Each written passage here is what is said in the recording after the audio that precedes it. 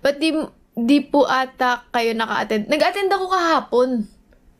Pero very low-key lang. Talagang nanood lang ako, tapos tinignan lang namin ni Pluk kung ano ang mas malakas na crowd. Kung London people or Philippines. Philippines pa rin talaga ang sobrang lakas. Like, maingay talaga. Super ingay ng day 2. Like, parang ano sila, pabibo. Ganon. As in, kakauwi lang namin ng 23. Ay, ng 21 kami umuwi ng gabi. 22, nagpahinga lang kami saglit. Tapos, pumunta kami sa Blackpink. Kasi napanood naman na namin sila sa UK, to be honest. Kaso sabi ko kay Pluk, manunod pa ba tayo ng Blackpink ngayon o ibebenta na lang natin yung ticket natin? Sabi ko. Kasi sabi ko, kakauwi lang natin, manunod pa ba tayo ng concert or na lang tayo, bahay na lang tayo. Kasi ang dami natin kailangan gawin. Sabi ni Pluk, wag panoorin natin kasi baka mamaya last concert na nila to. Like last concert. Pero sabi ni Rosé kagabi, hindi naman daw. So, ayun. Ang saya, ang ingay talaga ng Pinas crowd. Like the best crowd ever.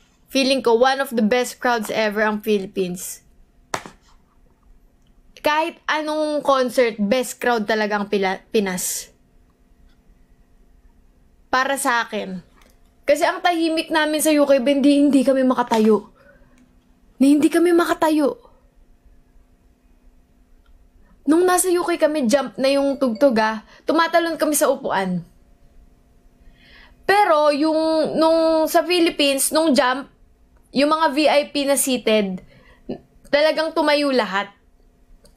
Tas after nun, umupo naman ulit lahat.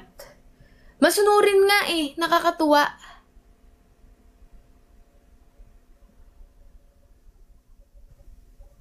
Wait lang, ang bilis, Thank you sa inyo ni Doc Z sa pagpicture sa amin. Thank you! Salamat! Tumalon din ba kayo ng jump? Oo, nakakatakot. Parang lumilindol Kasi, yun nga yung naisip ko, what if biglang lumindol? Hindi malaramdaman ng mga nasa PH Arena kasi sobrang kalug talaga nung nagja-jump.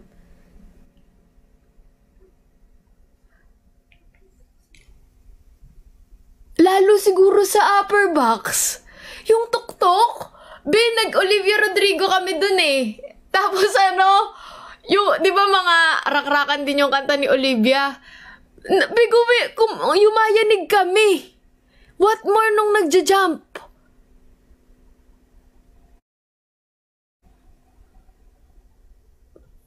Magsistay na po ba kayo dito sa Pinas?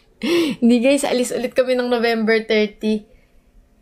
Nakakakababi sa upper box. Promise. Nung nag-Olivia kami, nakakakaba dun. What more Blackpink concert, tapos puro dance-dance yung mga sayaw, diba? Legit yung baby yanig. Oo, B. Saka malapit na kayo sa Kisame, diba? Ganyan kasi kami noon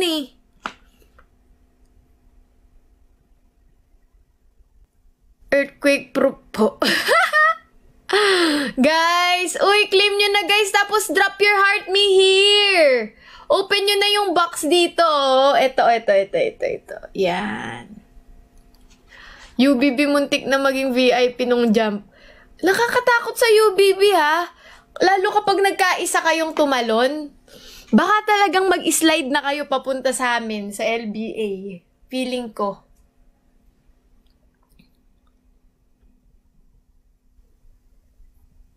Uy, salamat naman guys sa mga nagda-drop ng heart me. Alam niyo, isa yun sa pinakamalaking tulong kapag nagla-live ako. Lalo kapag matagal akong hindi nag-live. Heart me talaga. Kasi tingnan niyo dito, tumataas yung ranking. Tumataas yan. Sure, di ko kayo nakita kahapon. Hindi ka din namin nakita, be. Kasi nag-low-key nga lang ako noon.